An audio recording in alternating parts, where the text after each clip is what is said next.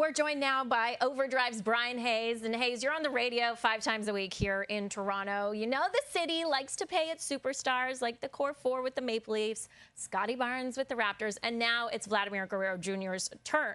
Now, did the Jays do the right move, break the bank, and pay him $300 million, which is rumored? That is the rumor. I think that's the going rate, too. $300 million is an exorbitant amount of money, sure Sarah. is. It's really difficult to wrap your head around. This is not real life, though. This is sports, and that is what you have to pay to play. That's what's coming here. Whether it's the Blue Jays or someone else, someone's going to pay this guy up and around $300 million.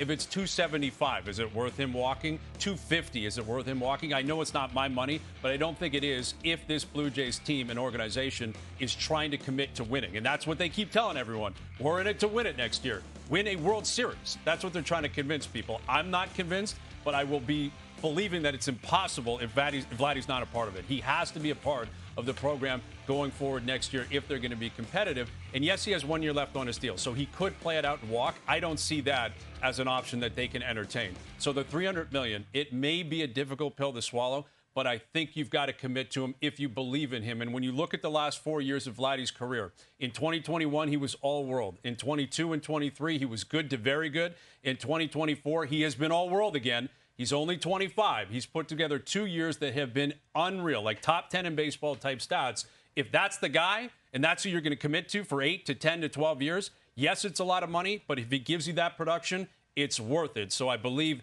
if they believe that's the guy they have, you've got to pay him. Well, he's had this all-world season, as you say, but the Jays, it's been a disastrous season for them. So the other question here is, should Mark Shapiro and Ross Atkins be the ones to make the decision for the payday? Well, again, I think when you're talking about a massive commitment like this that could go as long as 10 to 12 years at over $300 million, it goes above and beyond the GM and the president. This is about the ownership, right? An owner of any team in any sport, they have to be fully committed because of the amount of money, the amount of term, the fact that this player will likely be an ambassador for your organization for a long, long time. So ownership has to get in because it's not only about plate appearances, playing first base, going to the All-Star game. It's about jersey sales, ticket sales, marketing. Again, a lifelong relationship with the player. So the owner has to be involved in that. As for this season, like you said, Sarah, it's not good for the Blue Jays. It is not good for Mark Shapiro. It is not good for Ross Atkins.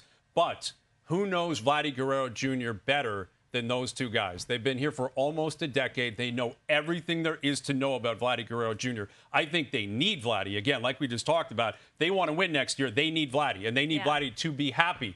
But if there's anything to know about them, those are the two guys I would want to ask. If I was the owner of the Blue Jays, I'd call in Mark Shapiro. I'd call in Ross Atkins.